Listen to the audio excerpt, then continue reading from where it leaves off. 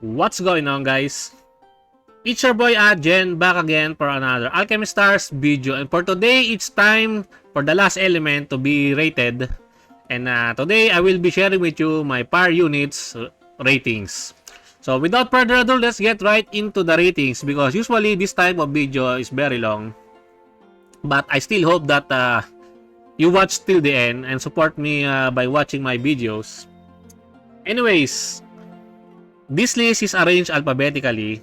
They are rated based on their design, their skill kit, their stats, and their overall ratings.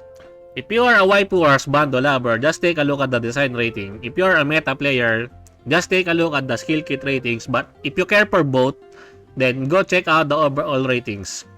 The stat ratings is based on their rarity.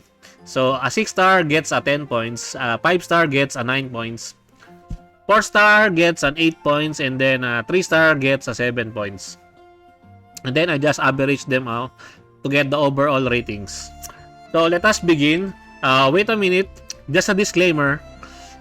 These are all based on my opinions and my opinions alone. So take it with a big grain of salt. So first on the list is Alice. Alice can be your budget healer if you don't have Nobio. Although before Alice was a pretty good cheese character, but suddenly Turdog picks her kit. And now she's just your typical budget healer. Next we have Barbara. So Barbara is a really strong AoE active nuker, which is awesome for farming mobs if you have her preemptive strike, but that one is locked to her MBT. If I remember, yeah, it is locked to her MBT because I have Barbara, but I don't have her preemptive strike because that one is unlockable during MBT. Benny and Kuro. Design wise, Kuro carries this one. Benny is a loli. I'm not really into lolis, but Kuro is damn good. Benny and Kuro is probably the best 5-star DPS because they hit really hard for a 5-star, but still they cannot beat the 6-star detonators. But for the 5-stars, she's the best. Next we have Brock. Brock is just a niche unit. She can aggro the enemies towards him, and then he will buff your fire team's attack based on his attack. But Brock is still pretty good, especially during endgame game mode. Just like the one from the Deadly Omens, Brock is very useful for the Fearmonger stage, where you will aggro all of the additional mobs there to pull so that you can attack them all and kill them all, which is pretty damn good. Next on the list, we have the altered version of Carlin. Carlin's Smoldering Soul, or Alterlin, or Pyrelin, whatever you may want to call her. I am biased here. 10, 10, 10, 10. One of the best waifu with awesome utility kit. Alterlin has a good teleport, although it has some restrictions also. It is not a global teleport, but still good to have nonetheless. And she can tile convert. Converter plus teleporter, in my honest opinion, are both one of the top utilities that you can ask for a unit, and Carlin has them both. That is why I gave her the 10 max ratings for the skill kit. And design wise, Carlin just looks very beautiful. Chainsaw Rick, meh. 3-star, as I've said in my previous unit ratings. Unless you are something like a Unimet or a Tiny One, then yeah, you're just meh. Chandra is the queen of Nitrum farming. She is the best unit to use for efficient Nitrum farming. That is most probably her best niche. Chadron, the Chads of all Chads, the Giga Chads of all Giga Chads. Design 10, skill kit 10, stats 10, overall 10. I am biased here, but I really like the design of Chadron. His skill kit also is really good for me because it has a tile reset.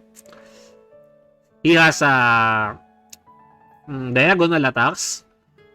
He has some knockbacks. Even though his attack stat is not that high compared to other the DPS in the party, he still hits pretty hard. And it takes a best man to be best girl, as my comments here. He is just a pretty good unit overall because there's a lot of roles compressed on his kit. Because a DPS that can pseudo tile convert is pretty damn good in my honest opinion. Next, we have Cordy. Cordy is just mid for me. IC. Excuse. Design-wise, especially her summer swimsuit skin, 10. Pog. Very pretty. Skill kit, 10. Out of all the 6-star portal converter, I believe IC is the best. Because IC can heal every 3 turns. And that is really good because you might not want to slot in a healer on your team formation. And that is really good for your team building. That is why I gave her the 10-10-10-10 treatment. Next, we have Faust, the 5-star version of IC. Although Faust can only convert from one color tile. And the added utility of Faust is that he can inflict frighten to the enemy, but it is random. It is RNG dependent. But in the early game, Faust can be your core unit for team building. Prospire. Out of all the legendary Aurorians, Prospire is the best, has the best design, in my honest opinion. Because she's pretty waifu. Skill kit is already pretty good because she got buffed. She was delegated as the worst old shield before, but now that she got buffed, she's now pretty viable. She's pretty strong now. So, you can safe to say level 80 her if you're really simping for Prospire. She is good. Genevieve, Ara vibes. Jack of all trades, master of none. She do a lot of things, but she do those things very little. She can teleport, but the range restriction is very short. She can pseudo heal, something like that, and she can sometimes buff your team. That is why Jack of all trades, but master of none. Giles, 10-10-10-10. Probably one of the husbando that I've given a 10 ratings at the design. Giles' design is pretty damn good. And also, he is very strong. Probably the best single target nuker in the game. And one of Giles' best selling point is his BA, which is Yuki Kaji. If you don't know Yuki Kaji, you probably heard of Eren Yeager, Meliodas, right? Those are very popular in the... Yuki Kaji is a very popular VA in the anime world. Next, we have Gram. Gram gives some daddy vibes. He's very strong. He has some teleport utility, but the range restriction for the teleport is very short. So, I'm not really fond of using Gram. I have Gram, but I never use him outside maybe of the Calamity Codex. Isban. 8.5, 9.5, 9, overall 9. Overrated for a reason. Because Isban is your double chainer. And double chain buff is very much OP in this game. Especially for nuking purposes. Especially during end game content. Because during your burst turn, it's either the enemy is dead or half dead. And Isban is one of the core units for achieving those type of insane big nuke. Giovanni Boom, mid. Joker. Joker is a very strong sniper. He has access to the AOA or the all-out attack.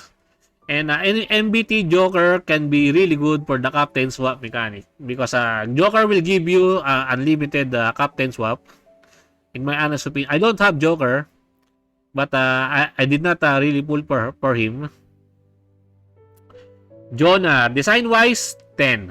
Especially her skin carries these design ratings because her skin is just beautiful. I bought it even without having Jonah, and up to this date I still don't have Jonah, so I cannot use her skin. But she is pretty good design wise. But skill kit wise, she's not the top. She's just above average. Overall, 9.5, but the overall ratings was carried by the design and the stats, the rarity. But in skill kit wise, he's just above average. Leona. We have some Ara vibes here.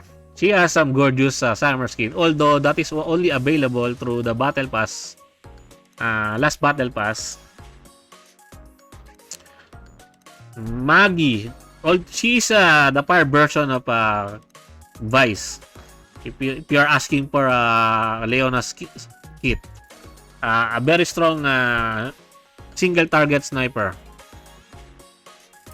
Next we have Maggie. Maggie is overrated for a reason because Maggie is your fire version of the cross-style converter, and MBT Maggie is just too good to pass on. Next we have Nails, the strongest 4-star DPS in the fire team, although it is very risky to play Nails because you really want to have your HP lowered, but if you can pull it off, he is pretty damn good. Nobio. Do I need to say more about Nobio? All you need to know about Nobio is that Nobio is the best healer in the game with some added form of damage utility because Nobio has a detonator chain. Patty and Patsy, your budget detonator. Sadly, the fire team is overloaded with a lot of detonators. So if you're trying to clear budget clear, Patty and Patsy is your best choice. Peppy can be good outside of the fire team on a Betel team because Peppy can spam teleport every turn, and Betel likes using units that has a very low cooldown or that can spam their active skill so that Frankel can deal massive damage. Regina is probably one of the worst 5-star in the game. A very long active skill cooldown without preemptive strike. Yes, Regina has no preemptive strike. So yeah, it's kind of meh. If she has preemptive strike, maybe she can be good for farming. Because her active skill is an AoE damage. But sadly, she does not have preemptive strike. So yeah, kind of meh.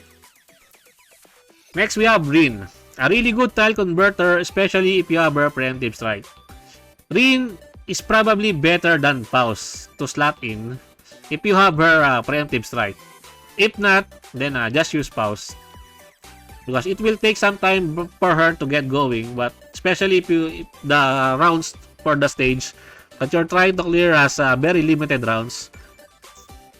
So yeah, but Rin with preemptive strike is very strong. Next we have Rouge. Rouge is just a really strong welfare unit. She's pretty good. Very strong.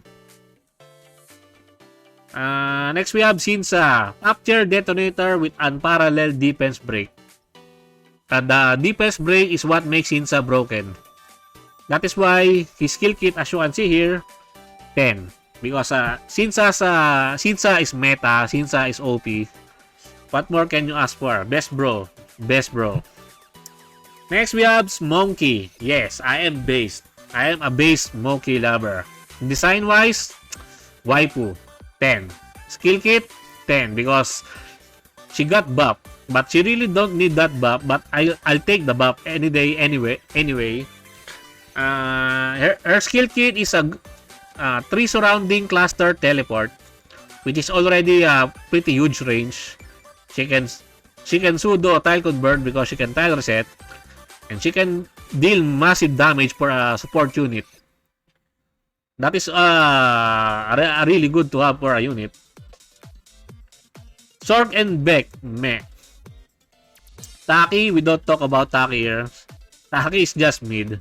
Probably one of the worst 5-star. Tiny One competing with Unimed for the best 3-star in the entire game because Tiny One's kit is really good. It is a select tile convert that you can select one tile and convert it into a red prism, which is pretty good. That is a value of 3 tiles already for a very low cooldown active skill. Toru, top tier design. Yes, I really like the design of Toru. Her skill kit is almost at the top, but still pretty good to have because Toru is a sniper, but a sniper that can also deal pretty good damage to a multi-tile boss because usually snipers are only good for single target enemies, but against multi-tile enemies, Toru is also pretty strong. Next, we have Uriel. Niche but pretty powerful on her niche because Uriel is a tile resetter. She can reset the entire field. And that is a pretty good to have, especially if you have her at MBT where you can generate lots of red tiles. Next, we have Victoria. Victoria is a top tier Ara vibes. Yes, design-wise, 10. Skill kit also pretty strong. Even though she's not a dedicated DPS, she can still deal pretty good damage. So overall, 9.67. And lastly, we have Violet. Violet, in my honest opinion, is just a mid character. Such a shame for a good design, but yeah, Turdog gave her a pretty meh skill kit. So yeah, that sums up for all of my par units ratings. That's it. Yeah. Anyway guys, that's it for me for today guys. I hope you enjoyed this video. Please leave a like and subscribe. I would really appreciate it if you can help me grow my channel more. And thank you to everyone who are supporting my channel. I appreciate every one of you. Until next time, peace.